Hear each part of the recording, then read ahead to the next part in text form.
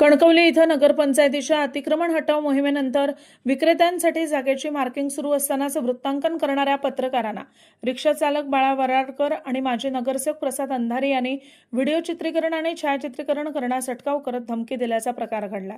या घटनेनंतर कणकवली तालुका पत्रकार संघानं तातडीची बैठक घेऊन तीव्र निषेध व्यक्त केला। पत्रकार संघानं संबंधितांना बैठकीस बोलावून या घटनेबद्दल जाब विचारला। चर्चेनंतर बाळा वराडकर यांनी झालेल्या प्रकाराबद्दल दिलगिरी व्यक्त करत यापुढे पत्रकारांच्या कामात कोणताही अडथळा आणणार नसल्याचे यावेळी स्पष्ट केले। प्रसाद अंधारी यांनी देखील गैरसमजामुळे असा प्रकार घडल्याचं स्पष्ट करत माफी मागितली आहे। पत्रकार संघानं पत्रकारांच्या वृत्तांकनाच्या अधिकारावर गदा आणण्याच्या या घटनेचा निषेध करत भविष्यात अशा घटना होऊ नयेत अशी भूमिका घेतली आहे। बैठकीनंतर पत्रकारांनी एकजुटीची घोषणा देत कायम एकसंघ राहण्याचा निर्धार व्यक्त केला। म्हणजे पत्रकार म्हणून सगळ्यांना अधिकार दिलेले असतो आणि चार चौकात शूटिंग असलेला बंद करण्याचा तुमका अधिकार नाही। उद्या काही मारामार झाली, उद्या काय घटना घडली तर आमका त्याची बातमी करूची, आमका नोकरी पगार कंपनी त्याच्यासाठीच देता ना। मग त्यावेळी तुम्ही अटकाव करून आणि 100-150च्या मॉबमध्ये तुम्ही आमच्या लोकांना बोलता। परत तुमच्या आता हे रिक्षा संघटनेचे अध्यक्ष म्हणून आणि तुम्ही मंडळ म्हणून वारंवार तुमचे सगळे बातमी आम्ही प्रसिद्ध करतो। केव्हाही तुमच्याकडनं कुठलीही अपेक्षा नाही। कोणी केल्यानंतर माका सांगा, याच्यातले आम्ही इतके लोक असतो। कुठलीही अपेक्षा न करता गणेश उत्सवाचा मात्र असं वाटतं माका तर 22-23 वर्ष आला दरवर्षी तुमची बातमी असता आमच्याकडे सगळ्याच दैनिकांमध्ये सगळेजण तुमच्या प्रेमात काम करतो। तुम्ही असा एकाएकी एकेरी भाषा येण्याची काहीच गरज नव्हती। आता हे तुमका बोलवण्यामागे कारण एकच आहे की आमचा एक पत्र पुरेसा। गणेशोत्सव तिथे जाता श्रद्धा लोकांची, मी दरवर्षी इथे येतो। शेड निघतली का नाही, निघतली का नाही, मग तुम्ही कशा पद्धतीने बोलला, योग्य असता का?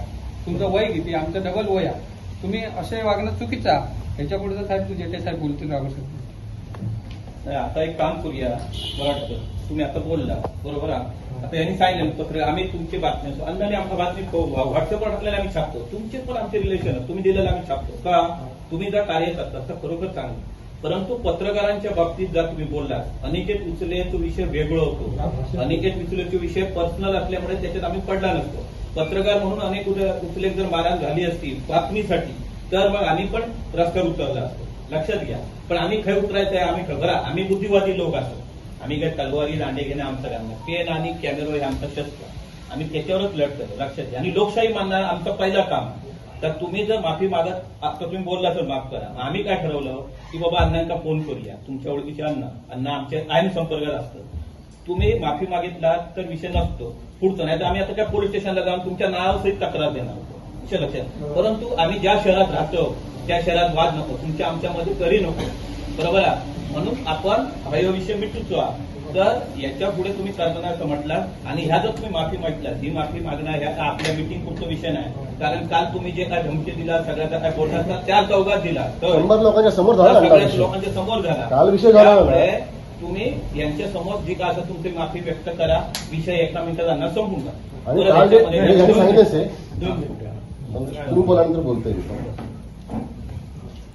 उद्धव वरडकर साहेब जिल्ह्यातल्या पत्रकारांपर्यंत गंभीर वेळ काय असता, पत्रकार आणि पत्रकार आपला काम करतात, समाजाचा चौथा स्तंभ आणि तेवढाच जबाबदार स्तंभ रिक्षा म्हणून, रिक्षा चालक म्हणून देखील तेवढंच जबाबदार, कारण तो समाजात वावरणारा एक विश्वासन। तुमका रात्री 12 वाजता 1 वाजता येणारो देखील माणूस रेल्वे स्टेशन मध्ये तुमच्या रिक्षेत बसता, का बसता तर त्याचे एक विश्वास होता की माका तो योग्य पद्धतीने घरापर्यंत घेऊन जातो। जो विश्वास जर आज एखाद्या गोष्टीच्या निमित्त तेव्हा मी काय करतलंय की बाबा प्रसाद अंधारी ओ सॉरी प्रसाद माफ वाटलं दुसरे कोणते नाही, मी त्याचा विषय नाही, ऐका मी सॉरी म्हणताय की ना, हो सॉरी म्हणतलंय की नाही, पण हे अजूनही माता माहिती नाही, काल नंतर आता कळलं ना, लोकल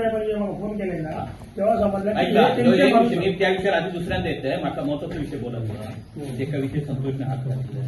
अनिकेत उचले तुम्ही आमच्याकडे येला, आम्ही तुम्हाला शेवटची रिक्वेस्ट काय केली, तसा तुम्ही काय करू नका। तुम्ही काय सांगला ते अनिकेत उचले आम्ही मारतो, आम्ही काय सांगितलं शेवटच्या क्षणी ठीक आहे तुम्ही तसा काही करू नका, आम्ही तिका बोलावून सांगतो. ओके एक नंतर दुसऱ्या दिवशी तुम्ही आले अध्यक्षाकडे जावा, तुमचे काही हे पण होते काय माहित नाही पाठवा हे होतं का? नाही पण हे होते तेव्हा तुमका शेवटची विनंती अध्यक्षांनी हे अनिकेत तुम्ही मारू नका, आज आता आपण भेटू. पण तरी जाऊन तुम्ही मारला तशी बातमी कळेल, जी बातमी अधिकृत काय नाही आम्ही काय बघू नाही, पण आमच्या कानावर येईल. ओके सत्य तुमका माहिती तुम्ही काय केलं, पण अनिकेत तुमच्या दरम्यानच्या काळात आमच्याशी कॉन्टॅक्टमध्ये येऊ की नाही आम्ही बोलावून सुद्धा.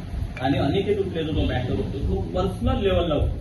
म्हणजे एखादी त्यांनी बातमी छापली असेल तुम्ही मारहाण केला असतं तर आम्ही तुमच्या विरोधात रस्त्यावर उतरलो सोडलाच नसतो. या आता सांगतो आम्ही डरपोक नाही आहोत, एवढे सगळेजण असतो अजिबात भित्रे ना, कारण आम्ही आयुष्यात आमचा याच्यामध्ये गेला.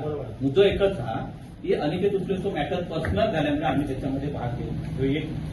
जो विषय पर्सनल ज्या विषयामध्ये उघड्या ह्याच्यामध्ये कार्यक्रम चालू आहे, मोजणी चालू आहे, मुळात किल्ला नगरपंचायतीची मोजणी रेखांकन चालू असताना ज्यांची नावं भाजी मार्केटमध्ये नाही लिस्टमध्ये त्याने तिथे उपस्थित राहायचंच नाही ये तरी काल 50 लोक उपस्थित होते. त्या कमी रात संध्याकाळी पोलीस स्टेशनला गेले तेव्हा आता हे मुद्दो एक झाला. दुसरी गोष्ट आहे लोकशाही आमचा दिलेला अधिकार ते जाऊन कव्हरेज करणार, कॅमेऱ्याने शूटिंग करणार, बातमी लिहिणार. तुम्ही चांगला केलं की आम्ही छापला ना, मग कुणी चुकी जागा गेला तर छापणं आमचा अधिकार. तो आमचा अधिकार कोण हिरावून घेतला नाही. परत जो कार्यक्रम झाला तो उघड्यावर झालो ना, त्या सीओ ते मालकी नाही शहराची सीओ बाई शहराची मालकी नाही, ती प्रशासक आहे, तिना नियमानुसार सांगायचा तो हा वेगळं तिथे आम्ही चाललो होता. तुम्ही आमची अशी अपेक्षा की त्या तुम्ही ह्या ज्या काय केला त्याच्याबद्दल तुम्ही दिलगिरी व्यक्त करू होईल मी करतोय जातो मला समजला ना माझ्या वाटलं त्या चुकलं तुम्ही. आणि ही दिलगिरीची हे बघा काही तुम्ही जर बोलला एवढ्या लोकांसमोर काय तुम्ही 100-150 लोकांसमोर बोलला बरोबर, 100 लोक संपूर्ण तालुक्यात त्याची चर्चा की पत्रकारांचा यशस्वी होईल. आता जे वराडकर त्यांनी सपशेल माफी मागली जे मला बरोबर आहे आमची चूक बरोबर. त्याप्रमाणे तुमच्याकडून आमची अपेक्षा वैयक्तिक तुमचा आमचा काही विषय नाही. तुम्ही उद्या भविष्यात चांगलं काम केलं आम्ही छापणार त्याबद्दल प्रश्न नाही.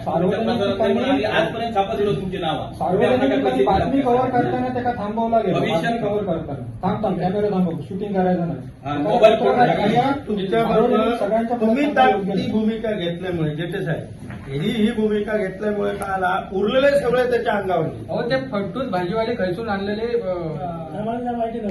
तुम्ही कसं तुम्ही शूट करता का? कालचा जो विषय झाला माझ्याकडनं नाही का की शूटिंग करत होते त्या संदर्भात तो माझ्या भूलचुकीमुळे झालेलो होता. माझी जरा तब्येत बरी नाही होती, मी असा लाईन लावलेला पण मी थंय कारण म्हाका सांगल्यानी JCB लावतात थंय मला ऐकला त्या टेन्शनमध्ये मी एक झाला. आणि त्याच्यानंतर पत्रकारांका जर काय बोललं असेल तर म्हाका माफ करा ऐकला. माझ्या ह्याच्यानंतर कधीच असा व्हायचा नाही, कोणाच्या दबावाखाली मी माफी मागित नाही ऐकला. कारण कित्येक वर्ष मी एकत्र असे पत्रकारांबरोबर, माझा कधी काम टेन्शन नाही केले, मला तरी आरोप केला तो चुकीचं झाला ऐका त्या मुद्द्यावर आम्ही येतो. वराडकर साहेब मुद्दा सांगतो. आता तुम्ही त्याच्याबद्दल सगळे माफ करा. त्याच्यानंतर कधीच होता नाही. एक वराडकर साहेब एकच मुद्दा काय आहे तुमचा? म्हातारी मिळलं तर दुःख नाही. एखादी चॅनलचा माणूस म्हणून ओळखतच नव्हतो, एकाचं बुक बिन काय नव्हतं आणि हिरो आधी भरपूर लोक शूटिंग करत होते त्यांना आम्ही लोक म्हणून करून सांगू. आणि चॅनलवाले माहिती असताना जर मी सांगितलं तर शूटिंग करू नको तर माझी चुकी होती. मला माहिती नसल्यामुळे माझ्याकडनं सांगला गेला की बाबा तू शूटिंग करू नको, तो मोबाईल काढलो. मी थर्ड पर्सन असं वाटलं म्हणून मी एखादा बोललो. ते पत्रकार असतं तर मी असं बोललेच नसतं. तर माझ्याकडनं चूक झाली.